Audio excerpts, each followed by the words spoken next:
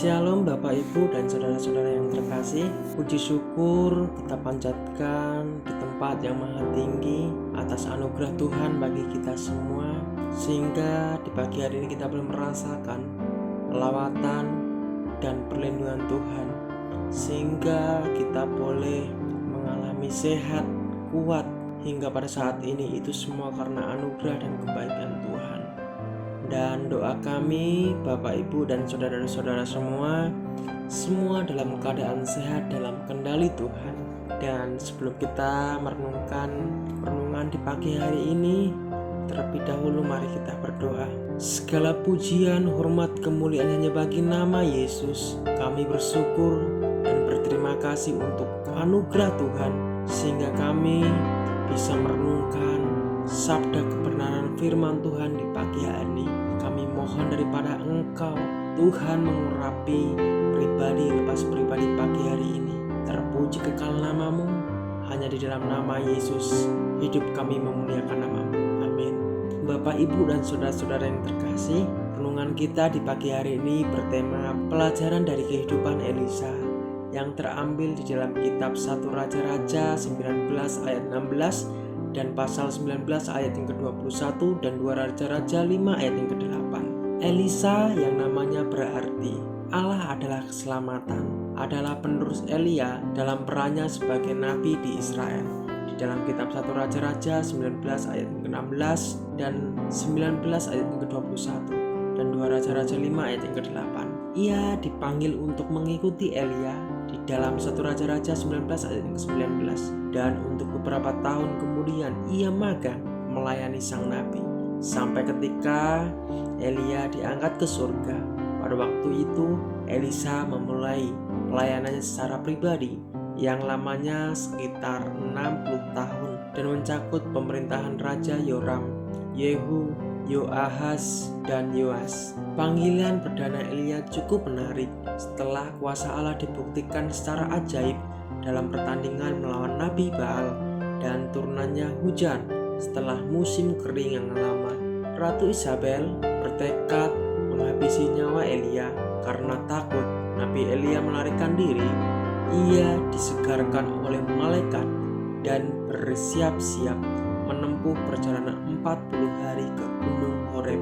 Di sana Elia mengaku bahwa menurut pengetahuannya dirinya adalah satu-satunya nabi setia yang masih hidup. Allah memerintah supaya Elia pulang mengurapi Hazael sebagai raja Aram, Yehu sebagai raja Israel, dan Elisa sebagai nabi penerusnya.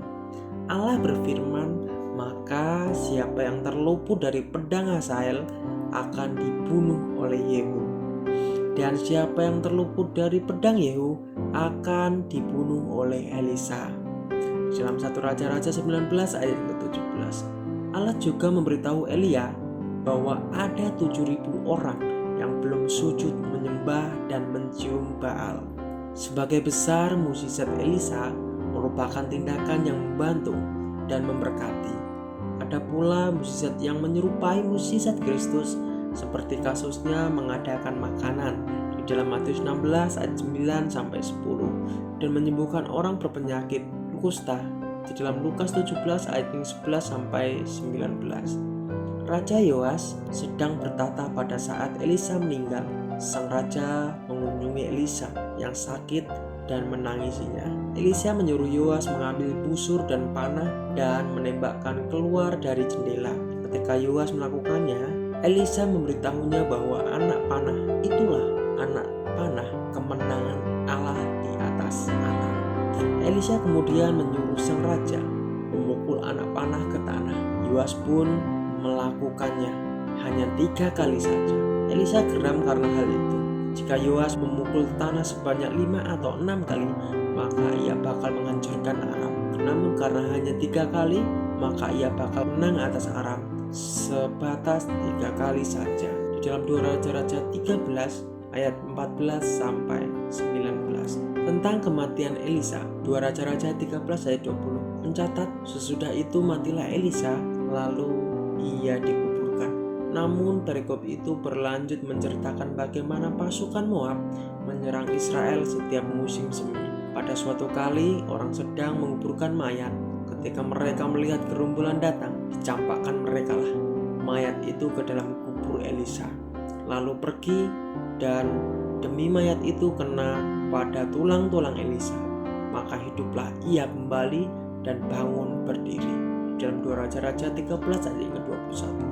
Rupanya Allah memilih mempertunjukkan kuasanya melalui nabi itu bahkan setelah kematiannya.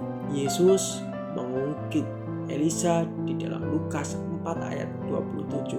Penduduk Nazaret telah menolak Yesus dan ia memberitahu mereka bahwa tidak ada nabi yang dihargai di tempat asalnya di dalam Lukas 4 ayat 24. Yesus bercerita bahwa penderita kusta di Israel berjumlah banyak pada zaman Elisa, namun hanya Naaman, seorang dari Syria, disembuhkan.